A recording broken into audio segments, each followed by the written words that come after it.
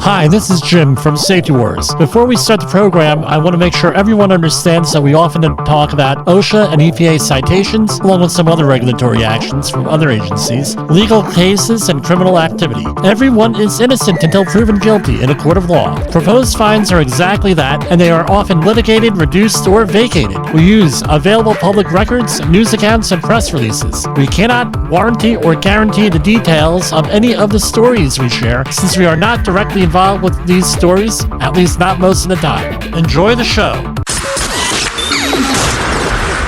This show is brought to you by Safety FM.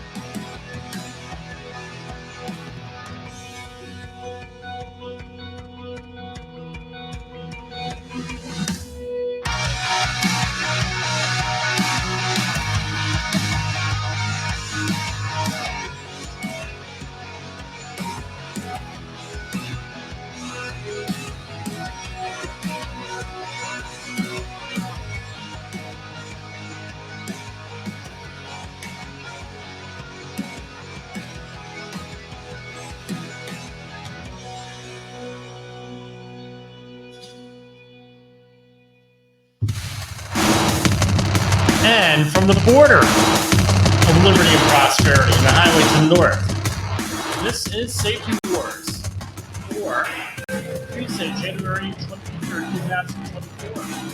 Jim, what are you doing on Tuesday? Well, we didn't have anything going on. So, with kids or anything else, so we are here.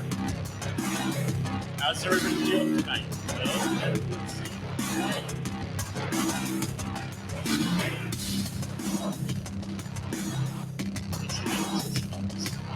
Anyway, today let it be a lesson. Learn from our situations. We had a first aid incident of one of the projects that I managed, and guess what? We were prepared to manage it. We didn't wear it and all our first aid CPR.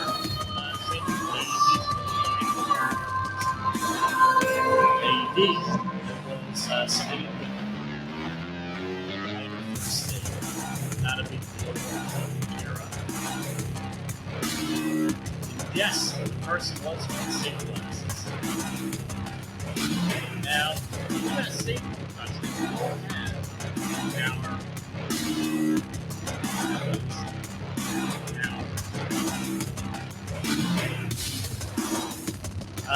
we all have our standards, right? Especially PPE. So, for example, if you're getting a plan written by me, what's it going to be? The plan is going to be we are going to be wearing level 3 gloves, depending on what you're doing, or something like that. Some type of appropriate gloves. With that. Same thing with safety glasses. It's always going to be with the safety glasses. It's going to be like a dust goggle or a gasketed. I'm not going to mention the brands that I recommend, but gasketed, right? With that, maybe with or without a headband, but it's going to be gasketed. We did a huge study on one of a major, what we call a turnaround out here back east.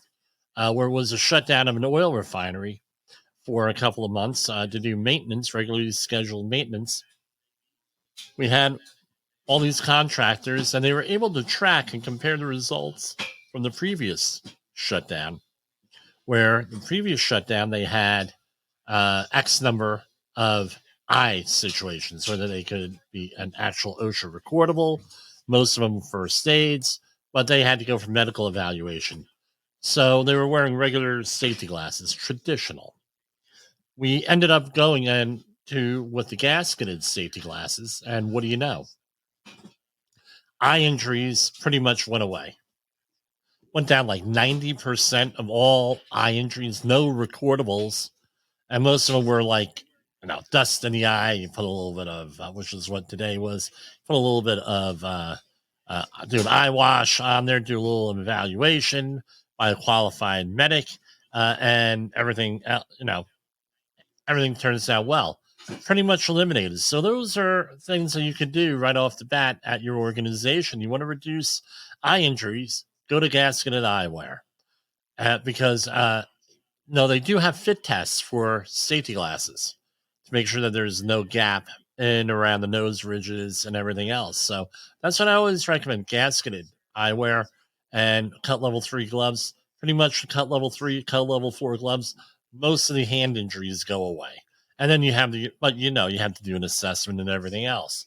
And as I like to point out when we're reviewing the OSHA citations here and the other injuries, eye injury, for example, eye injury will go according to safety pays on the OSHA website. That'll go for $30,000 with tangible and intangible costs. And so what happens? How much does a pair of safety glasses cost? $10 for a really nice pair, like I'm saying. I don't see where the cost benefit analysis fails on that one, but I could be wrong on this. Now, I came across this, and let me do a share here on this document on LinkedIn. All right, and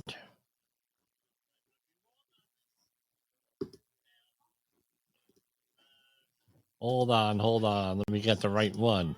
All right, so here we have all right, and this is put out by Project Manager Case Studies by IEA 2008 by Michael Loria. Now, I don't know if this was in the book or whatever, but this meme or whatever we're calling it was generated. I don't know if it was in the book or it was generated afterwards, but here, red flag sentences about safety culture. I would like to call them leading indicators that you have a safety culture issue. You might. All right. And remember, often people saying this stuff, not a problem. It's sort of like temptation in the Bible. Not a sin to be tempted. It's maybe a sin on how you react to it, right? So these are not so much a problem, but maybe your reaction and everyone else's reactions to them might be a problem. I'll share with you one story on here. Right, so according to this, if these remarks are frequent and pervasive, you may have a culture problem, right? We may. We've always done it this way. The show must go on. There was a OSHA press release last year where the people involved in it said that to the OSHA site compliance officer. Hey, you can't stop us. The show must go on. The customer hasn't ordered that safety measure. So what does that mean? So often you're in a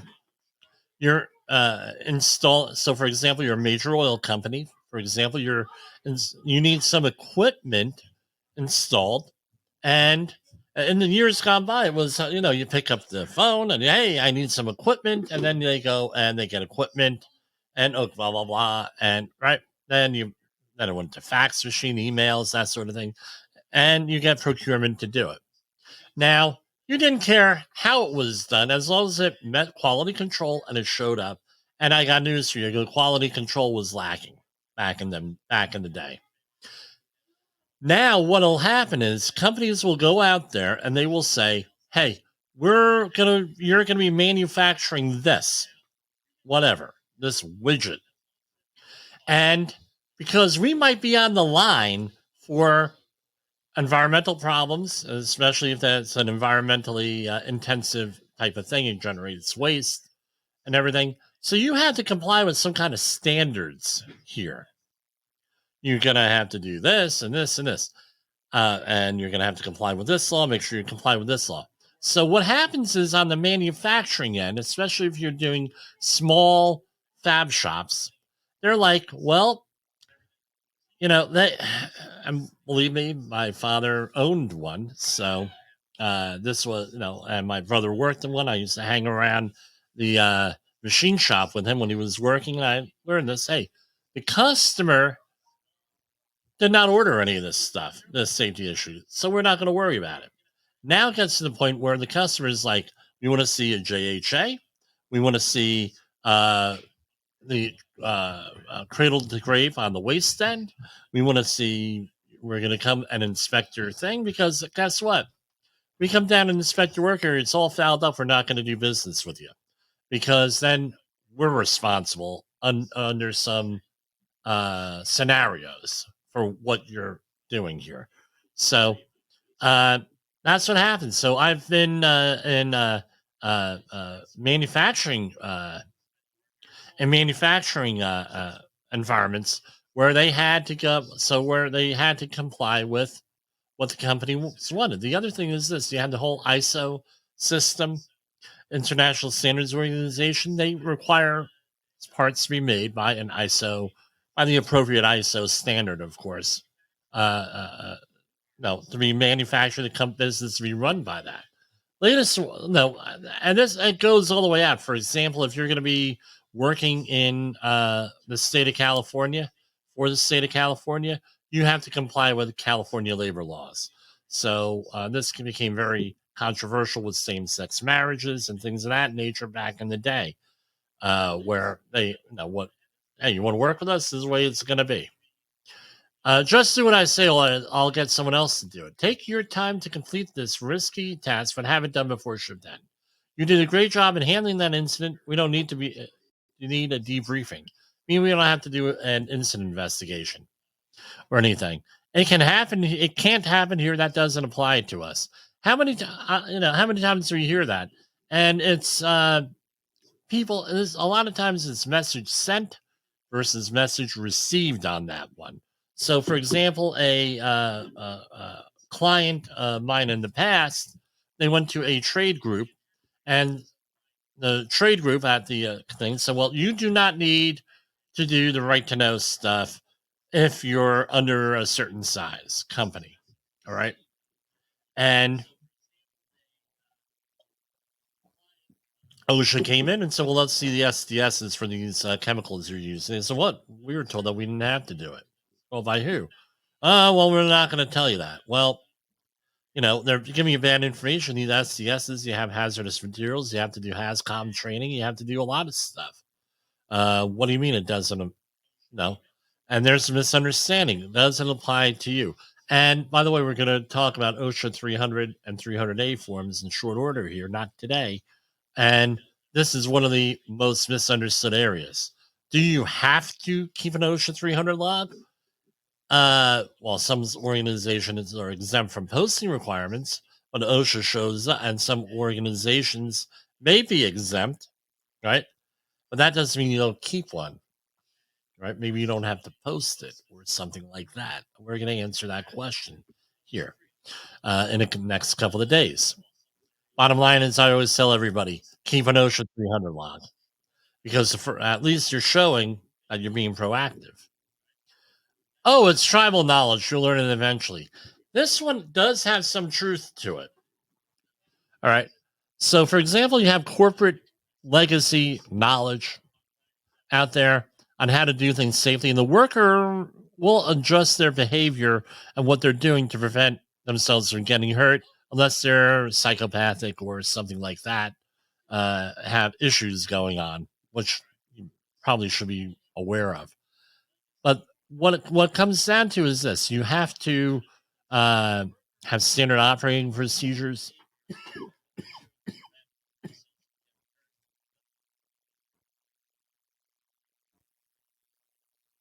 Pardon me. And things of that nature. Just tell me what is wrong. No need to submit a form. Again, this is how people get around documenting things. I tell you what, this smartphone is the best thing that ever happened to safety, in my opinion. And it's also a pain in the neck because right now, with a couple of my clients, unless it's on a video, audio, or a photo, they will not enforce a safety rule, which is fine. You know that going into that. So if someone does want to wear safety glasses, better have a picture of it. And then you have situations where, oh, here comes the safety guy, put on safety glasses, and and then there he goes, take them off. Run into that. So one of my favorite is, we don't know who's stealing everybody's lunches. So what do? They set up and they were told ahead of time, hey, we're going to set up a camera. They set up a camera, and the people who were screaming, we don't know who's stealing lunches out of the refrigerator, they caught the person. No need, right? But anyway, I digress. Why rock the boat? That's another one. Don't get upset. Why are you doing this? Come on. No. We cannot do this because it would cost the companies money. Really? Accidents cost a hell of a lot more. And usually this is from short-term thinking. Often, especially in today's environment, it used to not be like this, where you could stay with a company for 20, 30 years was not unheard of. Right? That was actually common. Now it's, won't happen. So what you're dealing with, especially with safety managers, you're dealing with less than 5 years from what I'm seeing, from my world and the oil industry. Most of these safety managers, the actual managers making decisions, 4 or 5 years, and then they go on to something else, especially if they work in the oil industry. One, it's a burnout environment. Number two, there's a lot of company people there, meaning that they go around from site to site, refinery to refinery, terminal to terminal. All right. And often they change jobs. And what happens is the decisions that they make are made, and the consequences they never have to face. Right. It's not a safety issue. It's merely a regulatory issue. Well, we know from this show, we have a thing called the General Duty Clause, where you're an employer and you have to supply a safe and healthful workplace for your recognized hazards to your employees. Right, that's the long and short of it. Now, guess what? All of the regulations in there come out of that rule. Right? You have to supply a safe and healthful workplace. Right? We have regulations that promote that. And if you embrace them, you set up an environment for people to succeed. Now, let's say you're in construction, you're working for a major construction manager. By the way, that's our specialty, is helping smaller companies work with larger companies. So what happens is, what do we do here? It's not a safety issue. It's merely a regulatory issue. If you, especially in construction, you have to do an assessment, right? It's like the IRS, right? Dealing with your taxes. You have to do an assessment, figure out what applies to you, then apply it. And if there's an issue, OSHA will, or an insurance company or someone else will come in there. All right. And this happens all the time with people who get with the OSHA citations that we read on the air. We're going to read a couple tonight. It's the regulations are there to promote safety, right? So so you're not following a regulation, you're not being safe, right? There's a safety issue. That's not to discount our definition of safety as presence of controls and capacity and everything else. We're safe because the regulator gave us the license. Well, maybe you were safe up until you got the license, and then everything went to Gruvno, right? Don't bring me a problem until you have the solution to bring it. Well, I have an end run around here. Ever see the movie Liar Liar with Jim Carrey? Client calls him up on the phone and he says, hey, what should I do? And then he says, give me the phone. He says, stop breaking the rule. Stop breaking the law. Expletive, right? It's true. Well, no, this is the problem. The other thing is this, and there's another switch on this here. Until you have the solution to bring with it, right? Okay, pick one out. Well, this is what the solution is. Any problem. Well, that's not what we're going to do. That's not the solution, right? This presupposes that you are the expert as a safety professional. All right. Usually, like we say in our management, our leadership stuff, the safety manager is not the one who drives safety. It is not the one who hires, fires, or disciplines anyone. It is not the one to say, time out, let's discuss how to do this safely. That's normally not the safety manager. That has to come from manager. Even when, like on the projects that I'm involved in, a lot of them, they say, well, we have to have a safety meeting, job hazard analysis meeting every morning, especially if you're in the hazmat world, which is another world that I work in, right? The manager has got to be in on the meeting, number one. And number two, the manager has to call the meeting because it's not going to be like, okay, we're shutting down the job to have a safety meeting. Or you're not allowed to go to work until we have a safety meeting and review that job hazard analysis. We have to stop because we have to communicate some issue to you folks and talk about this.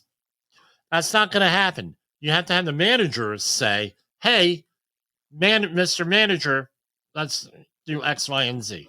Now, right, get the manager. Now, you're going to say, now, what do we do? All right, I said at the beginning, it's sort of like sin, right, in the Bible. You can be tempted and everything else. That's being tempted is not a sin. Maybe getting there to be tempted might, but you know what I'm saying. But it's not that's not a sin. Doing stuff is a sin, an action and everything else.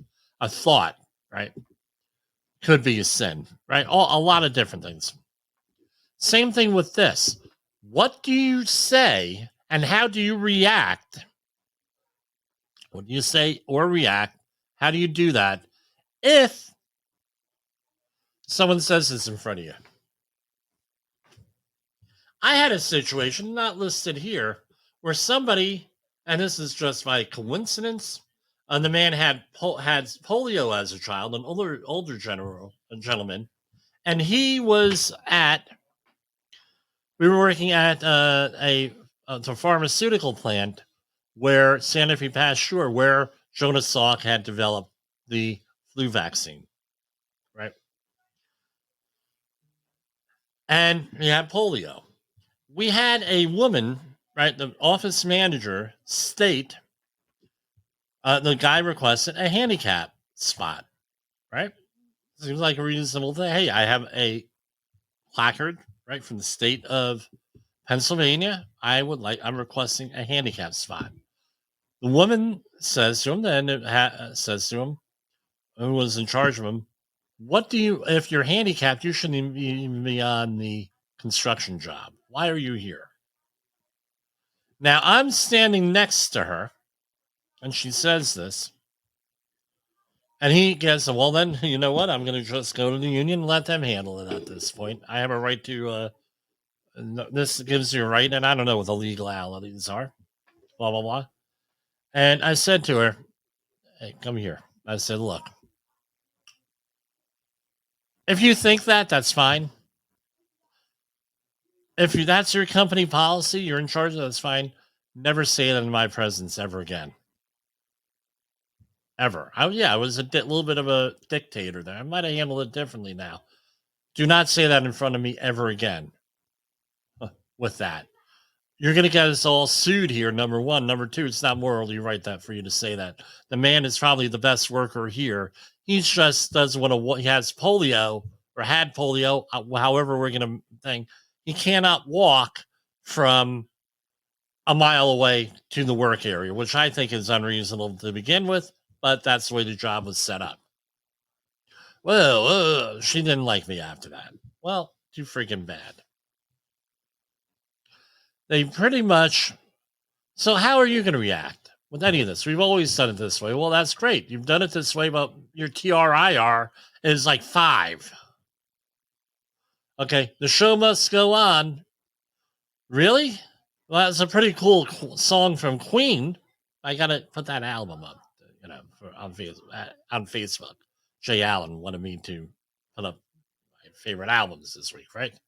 And have influenced me. But anyway, the show must go on. Oh, the show must go on. We have a freaking body laying there on the thing. The person is hurt. And the show must go on. Really? That shows you what, all right. The customer hasn't ordered that safety measure. Oh, really? Are you sure on that? Can I see the contract and the order and the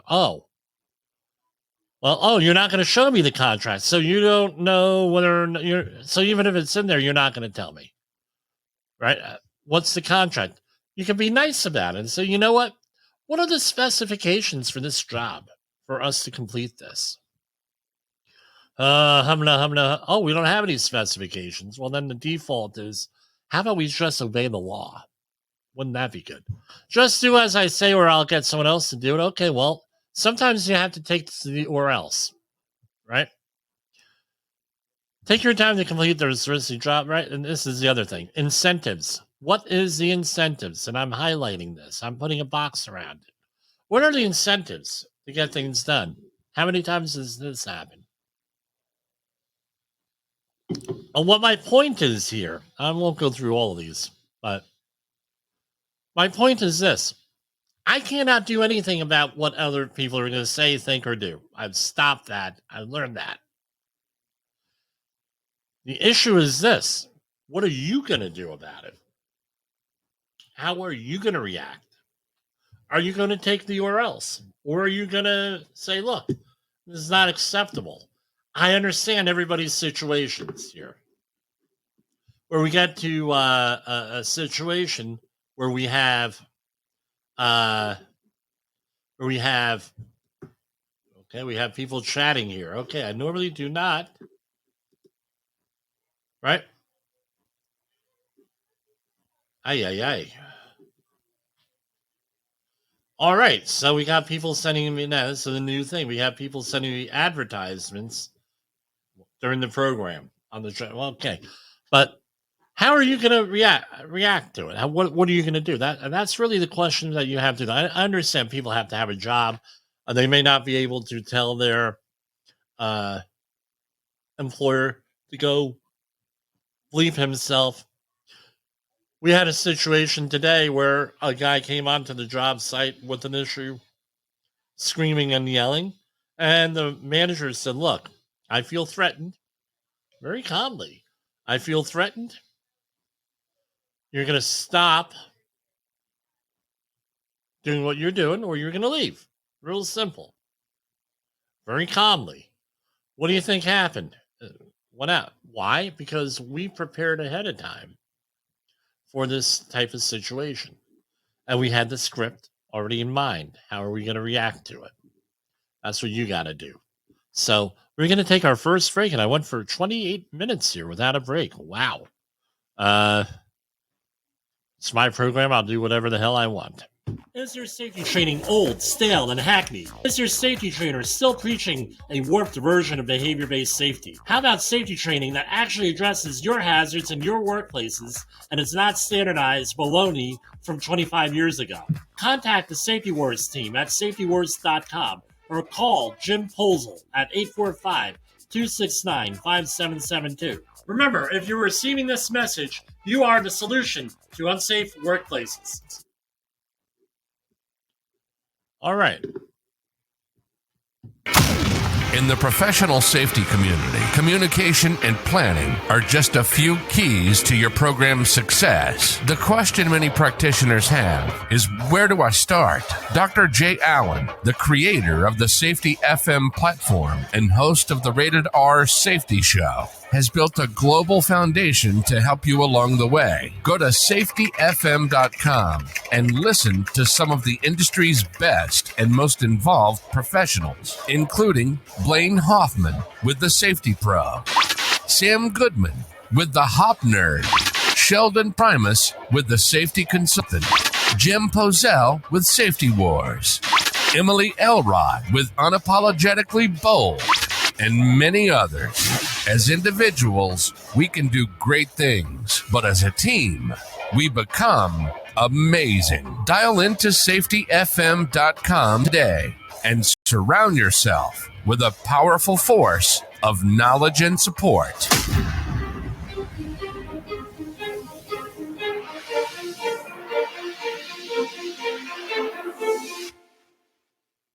OSHA recordables, catastrophic losses, environmental disasters. You want answers? So do I. This is Jim Posel with Safety Wars. That's my daddy. Yes, that's our update with Jessica, and we cannot forget it's Tuesday, so here's our secret message to you people in the behavior-based safety world.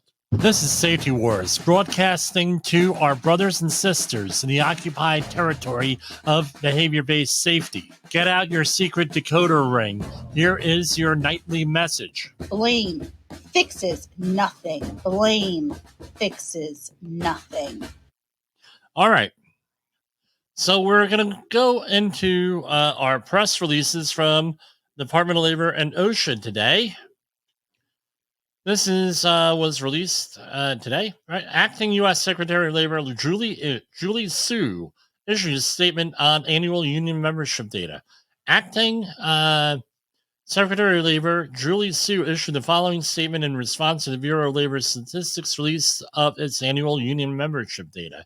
The BLS reported an increase in union membership with 139,000 more union members in 2023 than 2022, meaning this country has 400,000 more union workers than we had in 2021. The gains under Biden-Harris administration underscore President Biden's commitment to being the most pro-worker, pro-union president in history. We have seen large private sector increases in unionization among healthcare workers, transportation and warehousing workers, and in educational services. These are workers who recognize that they have the power and are organizing to use that power. Workers in healthcare, auto manufacturing, transportation, entertainment, and more have delivered big wins at the bargaining table in the past year. It's also important to acknowledge that public support for unions is the highest we've seen since the 1960s. More than two-thirds of wage and salary workers say they would consider joining a union.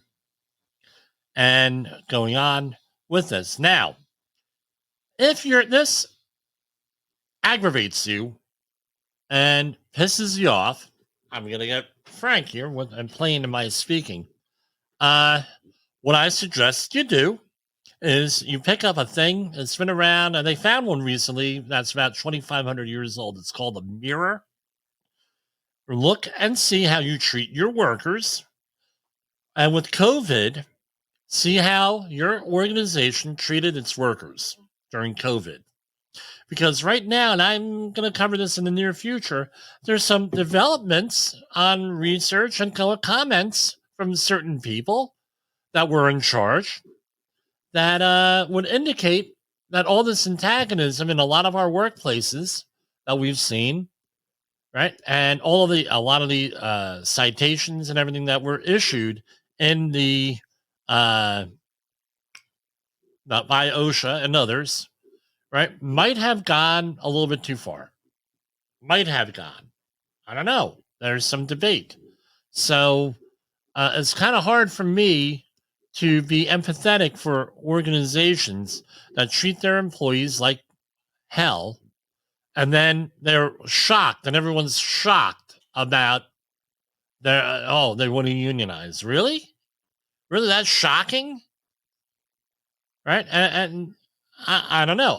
Okay, and the other thing is this, what we just discussed with the leading indicators. Same thing, guys. Right? Your company has these issues. They have managers and everything that are saying this stuff. Why do you accept it? I don't know. It's just very frustrating here. Okay. U.S. Department of Labor announces big amendments to prohibited sanction exemption filing and processing procedures. I'm not sure exactly what this is, so we're going to read through it together. U.S. Department of Labor's Employee Benefits Security Administration today announced that it is amending its procedures governing the filing, processing, and prohibited transaction exemption applications. Section 408 of the Employee Retirement Income Security Act of 1974 directs the Secretary of Labor to establish for granting administrative prohibited transaction exemptions. So the exemption procedure regulation promotes the department's prompt and efficient consideration of all prohibited transaction, clarifying. So this is like an internal thing, clarifying the types of information and documentation required for a completed application, revising the definitions of a qualified independent fiduciary and qualified independent appraiser in order to ensure independence, clarifying the content of specific reports and documents applicants must submit in order to ensure the department receives sufficient information to make findings, update the various timing requirements, and ensure clarity.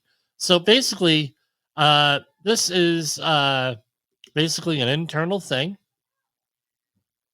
I clicked on the link. And if you know what this is, it would probably be a good idea to look it up, right? For those of you in the DOL, I'm not exactly sure all this stuff going on, but they updated these things. I don't know.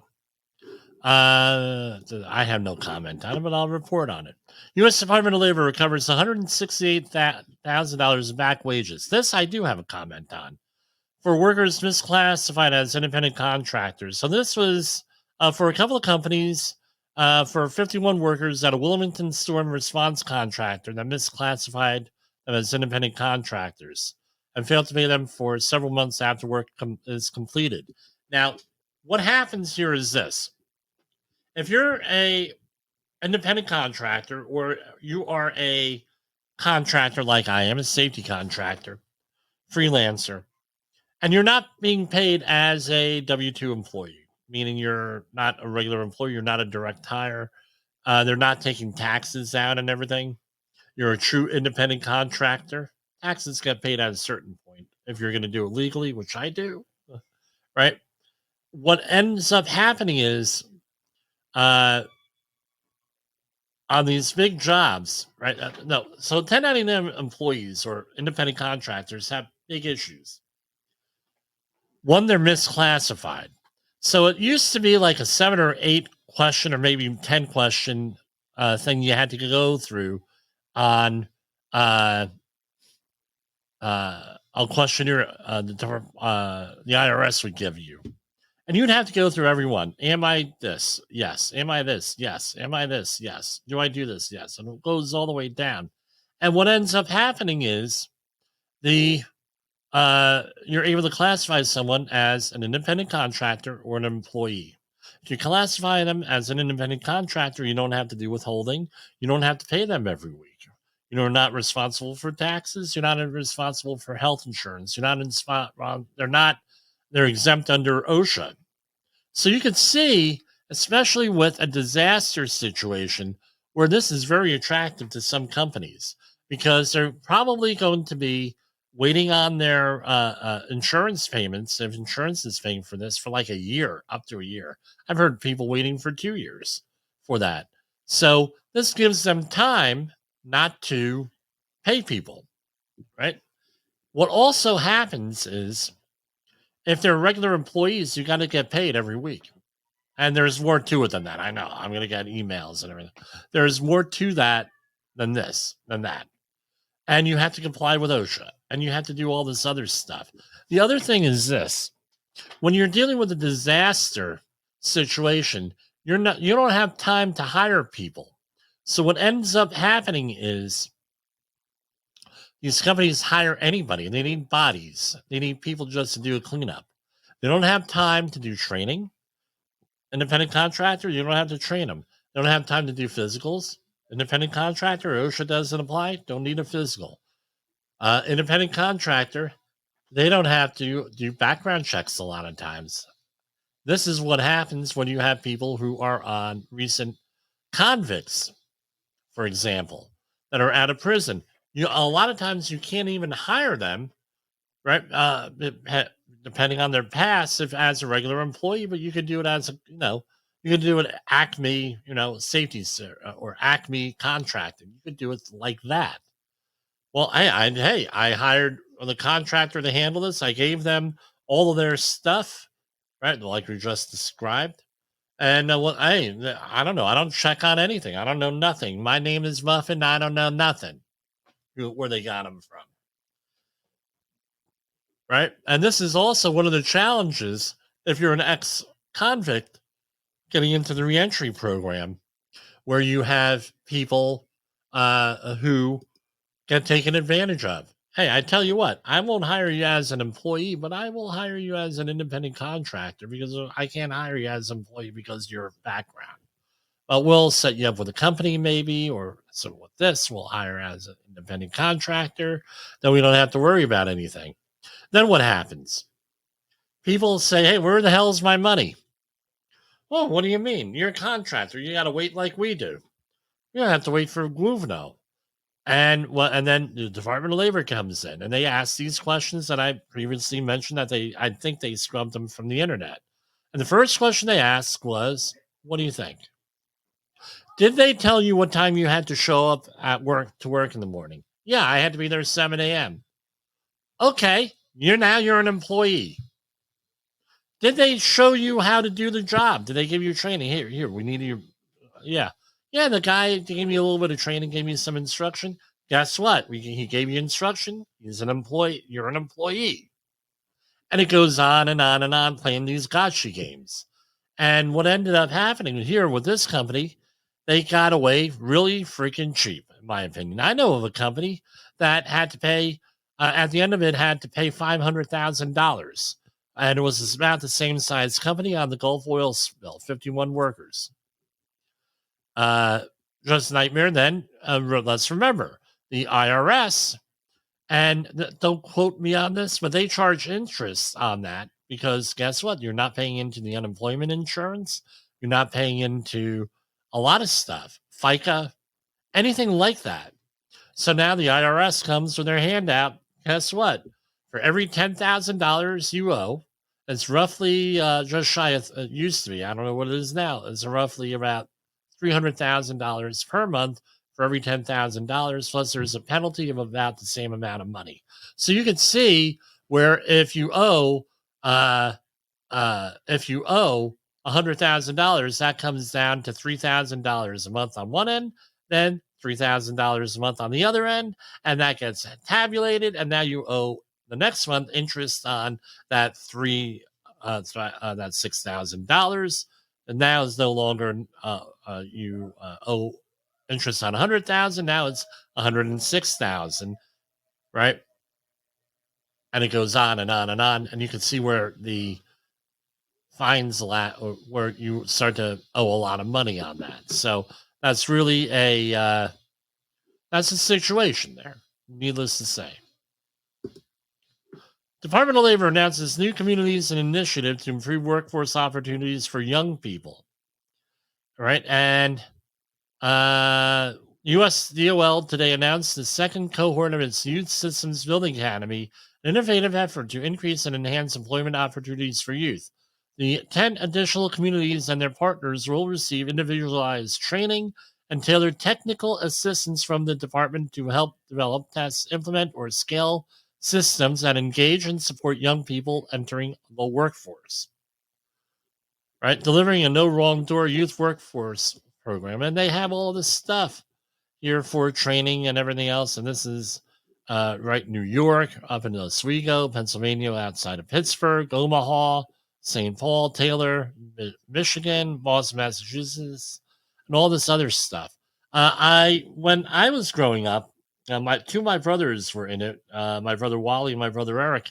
They had what was called a youth conservation program.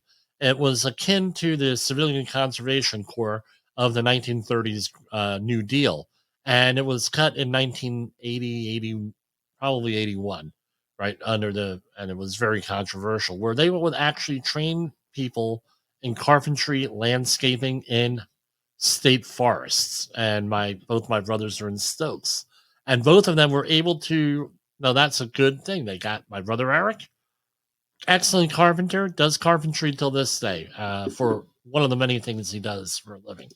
But phenomenal carpenter and everything else he learned from a similar program.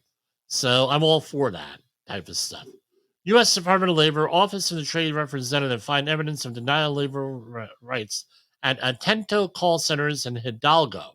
U.S.-Mexico Canada's Agreement Interagency Labor Committee for Monitoring and Enforcement, co-chaired by the U.S. Department of Labor and Office of Trade Representative, today requested the government of Mexico conduct a review at Atento call centers in Pacho de Soto, Hidalgo. The committee found evidence that workers' rights were being denied. They say that the area alleges Atento unlawfully terminated workers for union organizing, that the company engaged in several actions that interfered with union activities. The U.S. investigation found evidence of freedom of association abuses, bearing a request for review. Going on. Mexico's government has 10 days to decide whether to conduct a review, and 45 days. Right now, here we have a thing, click to contest this. So here we have the Bureau of International Affairs, probably something that we should go into. We'll learn more about that. Okay. Here's, and I can't, because they mentioned companies here. I have to, right, next group of reports I don't normally share those. Let's see how we are doing on time.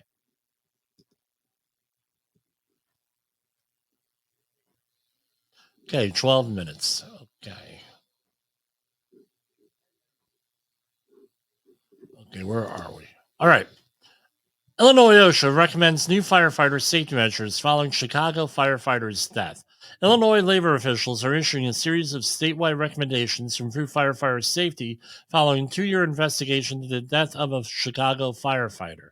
Marshawn Plummer, 30, was critically injured the morning of December 16, 2021, while battling an apartment building fire just 6 months after graduating the Chicago Fire Academy.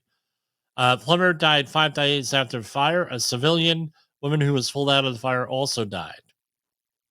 The investigators that found the primary cause of Plummer's death was a catastrophic malfunction of his SCBA. The hose connecting Plummer's face mask to his air tank tore in 2 places, rapidly depleting his only source of breathable air. It remains unknown why the air hose stored during the fire. So the SCBA passed an inspection the day before. Okay, I'd hate to be the guy dying and the other person dying, but I'd hate to be the person who did the inspection. So, now, if you're relying on that and only one thing to prevent an injury, of course, a 1-point failure, you're relying on one thing, it's going to fail eventually. So what Illinois OSHA said was, I identified several factors that contributed to this. And which are with this, because you have to have, right, safety is capacity, is multiple safeguards and everything else, and you're building capacity in the system. So they have 3 things, right? Firefighters must enter a structure together, stay together, and exit together. Company officers, the buddy system.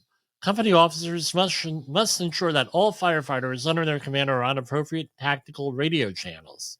Personnel on scene, including battalion chiefs, company officers, and firefighters, must monitor tactical radio channels for critical reports. Plumber's Company and the battalion chief that took over the incident command did not follow these procedures. Hey, didn't we report on that last week with another incident down in Uvalde, Texas? Not only was Plummer alone for 10 minutes, but the CFD's main dispatch center was aware of his Mayday call before the chief was due to the radio call on the wrong channel. Other contributing facts, and they're here. No supervision, and going here and here. Oh, here we go. And now I have something I could share. This is a report. Again, it's government report. It's not copyrighted, usually. And we have it up here.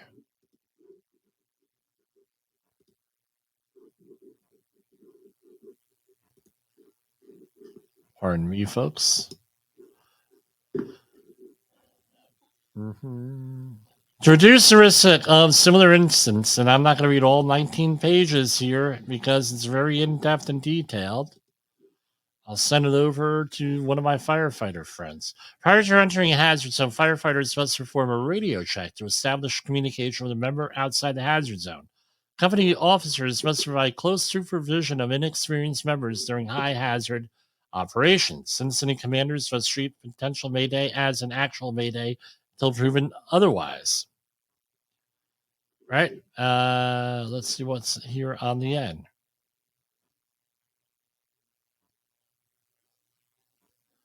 Okay, recommendations. Perform radio checks. Enter for interior firefighters. Teams enter together, stay together, exit together. Say your name when calling a Mayday. Repeat it until command confirms. Rapid intervention teams immediately provide a downed firefighter with breathing air. One member of the RIT is assigned as an air firefighter. Company officers ensure their members are on appropriate radio channels. Ensure close supervision of inexperienced members. Incident commanders and command team measures. Establish radio communication teams. That was an issue with Uvalde. All right. Also was communication. Have zero tolerance for interior firefighters acting alone. In an emergency, if an emergency is declared on scene, ensure all members on scene receive message immediately. Treat any potential Mayday as an actual. Now, you're going to say with this here, and they have violations here. I don't know really what they mean with this, fines or whatever. With Illinois, I'm not an expert with Illinois. Now, what I'm going to say here is this. Here.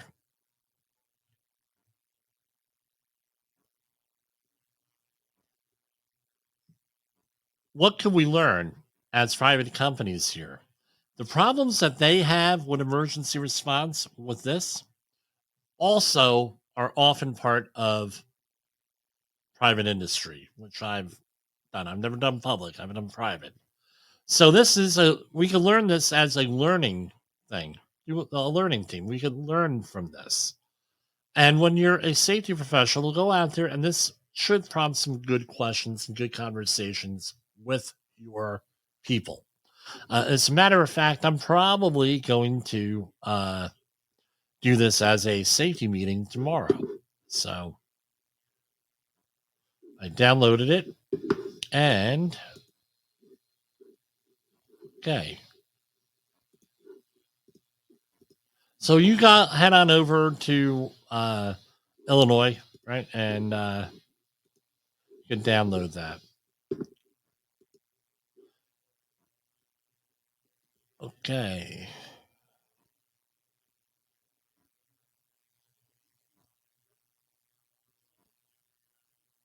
No, we won't do that one. We already covered the other day. So here's another one. OSHA is seeking labor union representative for advisory committee on federal workers. OSHA is accepting nominations for vacancy on its federal advisory council on occupational safety and health.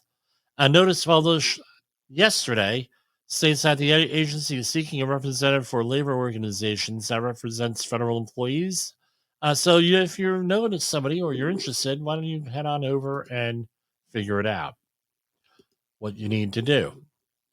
Let's see, anything else here? Here's a weird one. I'm sorry, that was a little bit long of a pause. This is from Study Finds, from the Study Finds staff. What will the world look like in 1,000 years? One camera is hoping to capture the moment for your descendants all in one single photo. In the serene landscape of Tomahawk Hill, a unique project known as the Millennium Camera is set to capture the evolution of Tucson, Arizona over the next 1,000 years. Unlike traditional cameras, the Millennium Camera employs a simplistic design for longevity. Light enters through a pinhole in a 24-karat gold sheet and imprints on a special surface inside a copper cylinder. This surface is coated with rose madder, a type of oil paint pigment which will gradually fade under sunlight over the centuries. In a millennium, this process will reveal an image of Tucson's transformation in time. Okay, my question is, are they going to remember this in 900 years? I don't know. With that, the thing is, now I tell you what, some of the more popular stuff is from the early 1800s, mid 1800s, with the first photographs, where they had the long exposure daguerreotype, aka Polaroid style cameras, and pretty interesting to see this stuff. I mean, even I believe the city of New York has back in the 1930s and 40s photographed every building in New York for tax purposes. Pretty interesting to go through there and see that, especially with some of the iconic buildings in New York City. You see them under construction with that stuff. So we're going to call it a show for tonight. And I want to thank everybody for the support and everything else out there. And we're going to go and do our outro video here. And I will see you tomorrow night, God willing. It might be a pre-recorded show tomorrow. Okay, we'll do it the old-fashioned way. This is Safety Wars, broadcast. Hi, this is Jim.